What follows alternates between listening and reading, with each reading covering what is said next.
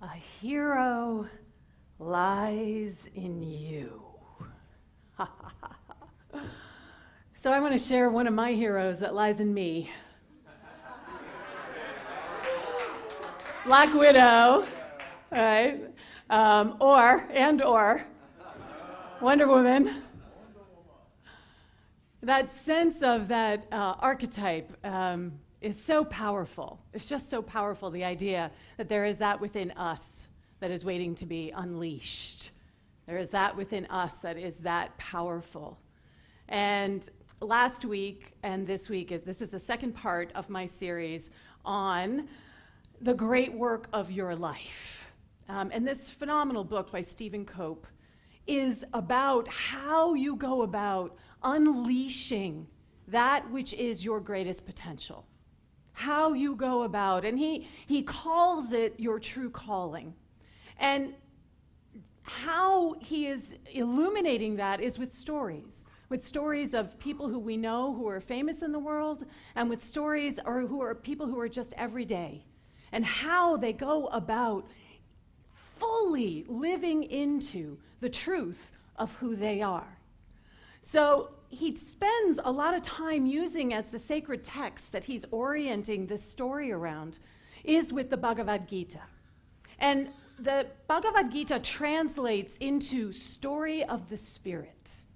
And what I love about that is that we here in Unity love to do metaphysical interpretations of sacred wisdom texts. That's what we do here. That's what we believe in, that there is a story of our own soul's unfoldment that is revealing itself through the Judeo-Christian wisdom teachings, through all of these sacred texts. It is the story of our spirit revealing itself powerfully, magnificently.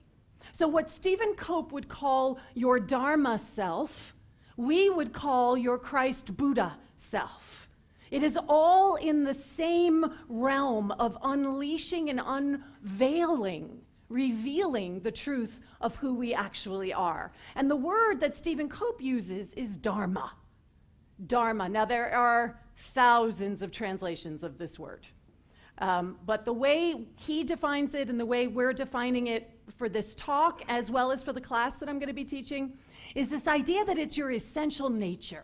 And it's everything about you. It's not just the things you like. It's not just the things you're really comfortable with that you're willing to show to the world. It includes all those things that are sort of idiosyncratically you.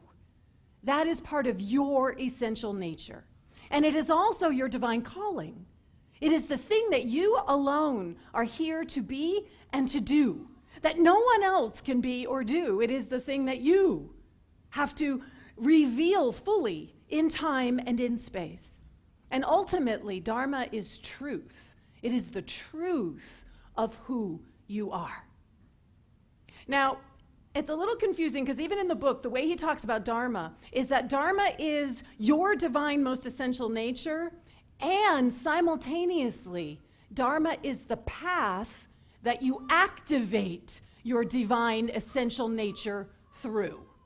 Right, can you feel that? It's both of those things. It is essentially who you are, and it is also the way that you activate who you are, so that it actually shows up in this manifest realm. So Arjuna is the hero of the Bhagavad Gita. Arjuna is with his charioteer, who he has no idea is Krishna. This I love. How many of us are operating like this? We think we're driving the chariot, and it's really not us that's in charge. It's the Krishna that we are. It is the divinity that we are that's actually in charge. And there is a major battle looming.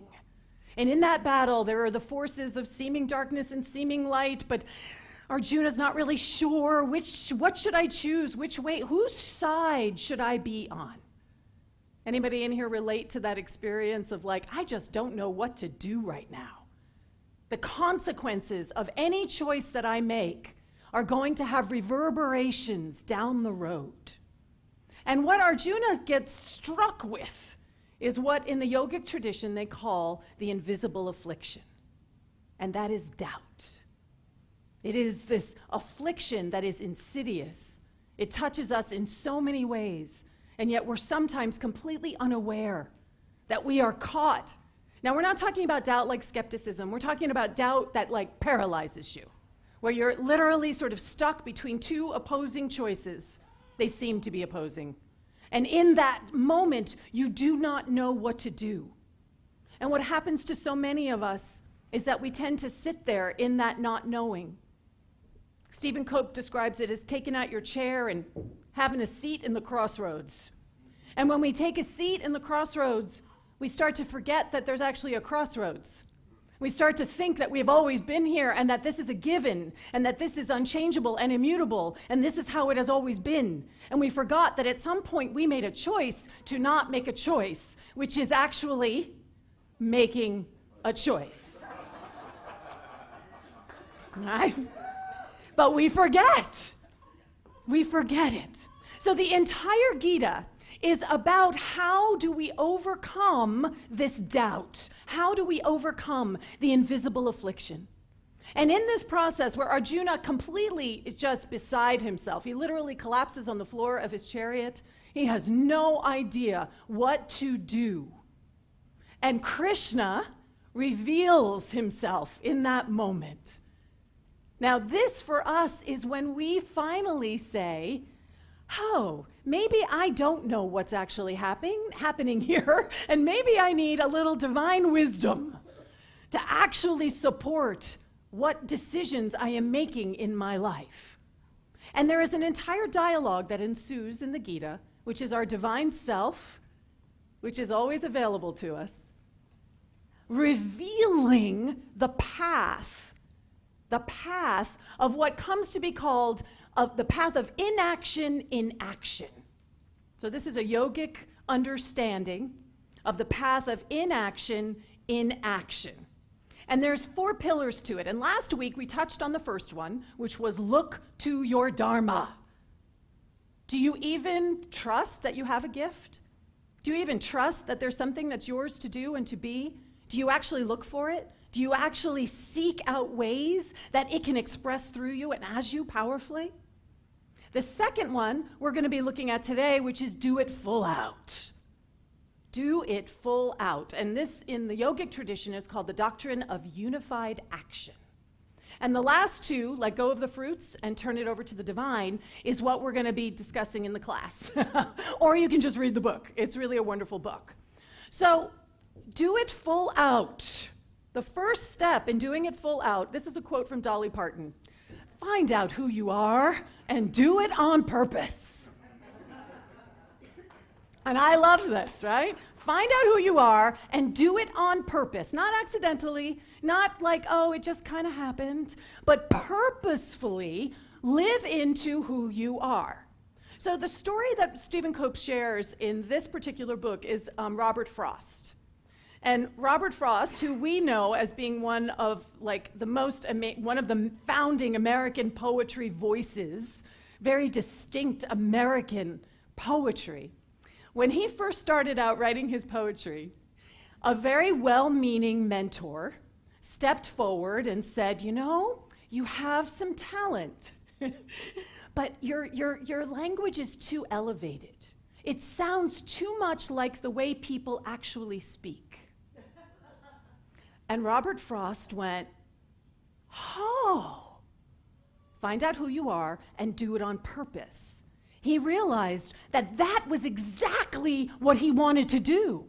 He wanted to capture the voice of the everyday person. He wanted to capture the sound of the American language spoken by people in their day-to-day. And so he stopped calling his poems poems. He started calling them talk songs.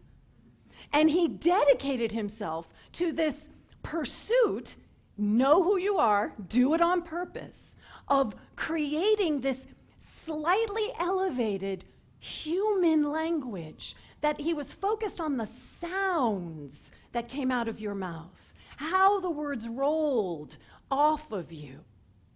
And he described that mastery was not just being focused on the content, but being focused on how it was actually expressed. So he didn't succumb to the inner critic. He didn't succumb to the conforming nature of what was popular at the time, of what the standard understanding of what poetry was. He knew who he was, he did it on purpose, and he transformed the landscape of American poetry in the process. So that's the first thing we need to do. If we want to stand into this doing it all out, we actually have to be purposeful about it. The second thing that we need to do is unify. Isn't that a perfect thing for a unity community? To unify? So what happens if you yoke? So yoga, the translation of yoga means to yoke. That is the translation of the word yoga. So what happens if you yoke all of your thoughts, all of your words, all of your actions to your divine purpose? All of them. Get out of the way, right? But really, what happens if you unify every aspect of who and what you are and how you show up in the world? It's very powerful. We're going to come back to Wonder Woman in this moment, because if you saw the movie, you know that there was a pivotal moment in the movie. So Wonder Woman, why I love her for this story too, for this talk, is she's an example of living into your dharma. She knew she wanted to be a fighter, but her mother didn't want her to be a fighter. But she went off, know who you are, and do it on purpose. She went off and practiced on her own and found other people to teach her because that was who she was. And she did it on purpose. And yet, when she comes out into, quote unquote, the real world, she is spending a lot of time listening to other people. Oh, no, we don't do it that way. Oh, no, this is how things operate. Oh, no, we can't do anything about that. We just need to sit and wait. And finally, she has this moment where she just says, I am not waiting anymore. I am going to unify what I know I'm being called to do with my actions. And she leaps out of the trench, thank you. She leaps out of the trench directly into the machine gun fire, and it's this wonderful montage of her running through the machine and holding her shield, and of course she manages to take out the nest, the machine gun nest. This is what happens when we unify our thoughts and our behaviors. We look like her. We get to show up like her. We have that kind of intensity. We have that kind of energy. And in that commitment, anything is possible. Anything becomes possible when we are fully aligned. Because what it means is that we are totally focused on what our true calling is. So Arjuna is this archer. And what I love to think about for myself is this idea, and if you know Zen and the art of archery, that you are Arjuna, because we're all Arjuna, and we also become the arrow, and we also become the target. We become all of those things simultaneously, and it asks us to focus, because we know in this teaching that what we place our attention on grows in consciousness. And if you are placing your attention on this and this and this and this and this and this and this and this and this and this, oh, that again, and this and this and this and this, oh, and that again, all of that is trying to grow in consciousness. And what you end up with is the fact that you're diluting your dharma. You're dissipating the energy that is possible for you to be able to live into more fully. So what it asks of us, which is very familiar to us here in Unity, is that we step into what I call the ecstatic yes. We have to step into the yes. Yes, I'm going to step forward. Yes, I'm going to listen to what is mine to do. Yes, I'm going to be purposeful about it. We have to embrace that, and we are so good at that, right? I am whole. I am love. I am grace. I step out today. I mean, we are grounded in affirmations and that ecstatic yes. But what we have to do at the same time is anchor what I call, and Emma Curtis Hopkins calls, the emphatic no. Are you saying no to the things that are diluting, denying, dissipating your dharma? In order for us to truly stand in the ecstatic yes, we have to just as firmly stand in the emphatic no. We have to know what lines up, and we have to be willing to let go of the extraneous things that are not ours to do, to be. This is what it means to unify ourselves. And we struggle with this. We struggle. I know I struggle with it. That sense that somehow if I say no to something, and I love Robert Frost, two roads diverged in the wood, one of them is literally going away. It's gone. It's not going to come back around again. We are saying no to something, and it means that our choices get clearer. And that can be very uncomfortable. Very uncomfortable. Because then we are becoming the arrow.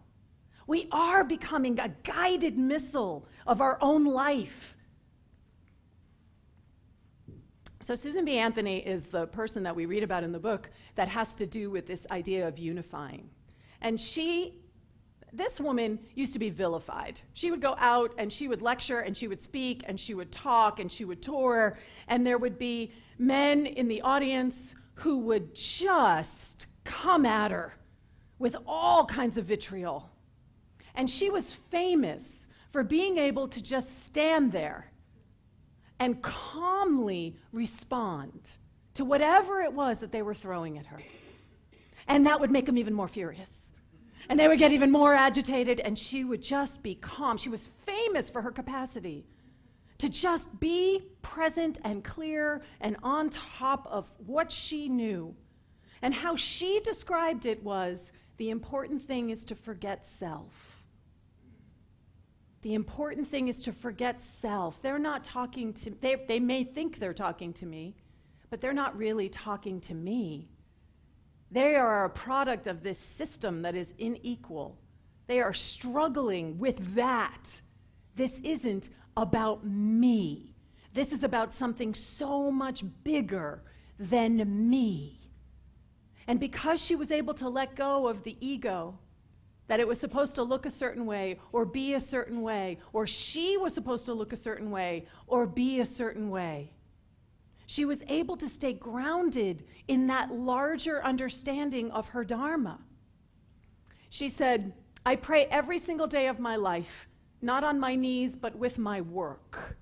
My prayer is to lift women to equality with men. Work and worship are one with me. That is what it means to unify. Work, worship, life, play, every element of your life, nothing outside of itself, nothing living separate off over here in this little corner, everything brought online together, that they are all one with you. That is what is trying to reveal itself as your life. That clarity of intentionality. And then the third step. So we have know who you are, do it on purpose. Unify your thoughts, your actions, your belief, bring it all in alignment. And then you gotta practice.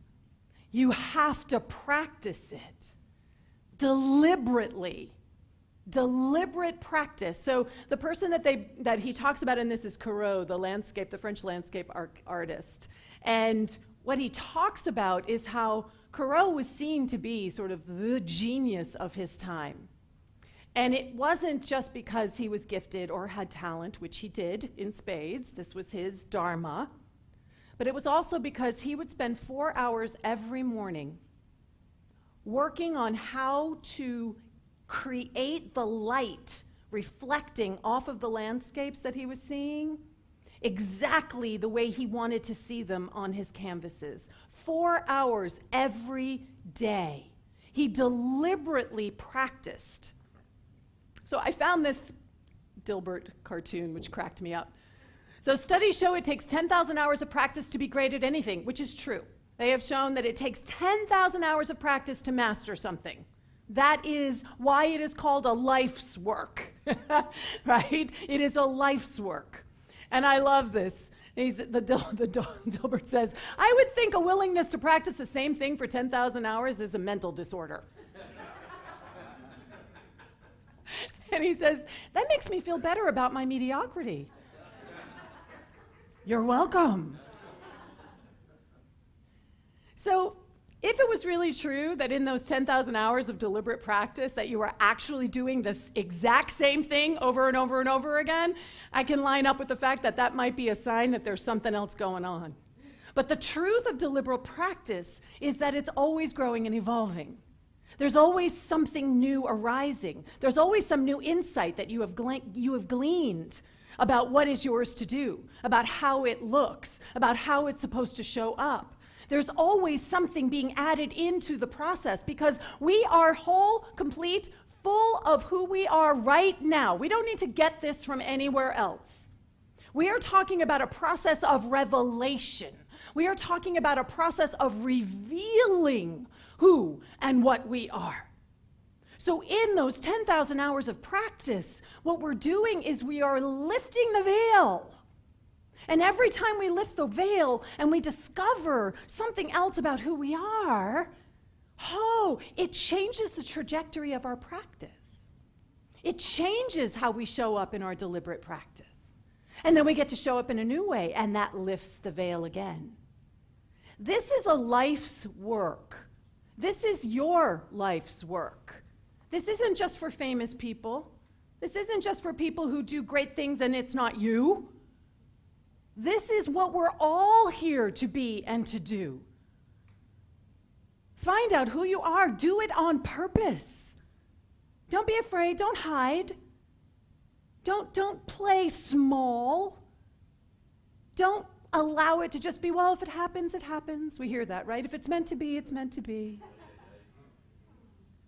You get to show up as who you are on purpose. And then you want to unify. You want everything in your life to support and anchor what it is that you are here to do and to be. And then you got to practice deliberately. You got to practice it and practice it and practice it and practice it. You have to take yourself out of your comfort zone over and over and over again. That is how we achieve mastery. And the mastery is over our own self. That is what we're achieving mastery of, our own self, and not the small self, but the capital S self. We're all Arjuna. Arjuna is the hero of this story. Wonder Woman seems to be born with special powers, a child of the gods. Guess what? So are you. So are you. This idea of Dharma is not just for those who are quote unquote famous and great and, oh, they're out there somewhere and that's not who I am. They're not just there as inspiration. They're there to model something for you so that you can then step into it actively yourself. And the inaction in action means that your egoic understanding of who you are becomes inactive. And what shows up is the divinity that you are in action. So here's my questions for you. We're going to step into meditation in just a minute or two. But this is my invitation for you, and the class is really going to focus on this. Where are you holding back? Where are you not all in? Where are you playing it safe? Where are you somehow thinking that, oh, I have to have this little reserve? Whatever that reserve is, a reserve of time or talent or money or focus or whatever that is. Where are you holding back from being all in, doing it all out? Where are you diluting and denying your Dharma? Where are you making choices? And that can be as small as I took that second chocolate chip cookie, right? Where I am diluting the power of my Dharma, which is to lead a healthy, whole, right, life. And it can be as large as, whether or not I'm going to adopt a child, right? Where are you diluting and denying your Dharma through all those little ways that you're distracting yourself from being fully aligned. And what are you actually deliberately practicing right now? Because you're all practicing something. Are you deliberately practicing diluting your Dharma? Are you deliberately practicing not allowing yourself to show up full on? Because there is something you're doing all the time as you're showing up. And guess what? When you do it, you're practicing it. And then the last question would be, what new choices can you make today? What new choice can you make today that allows you to unify yourself, that allows you to let go of the things that actually are not in service to your Dharma, scary as it might be? When I left my other part-time job, that was about me needing to unify. I needed to let go of the thing that was distracting me from my Dharma. The money was awesome. But I had to let go of that because it wasn't in service to what I'm truly meant to be here and to do. So are you willing? What new choices can you make today? So let's take this into our time of meditation. I'm going to invite Elaine up.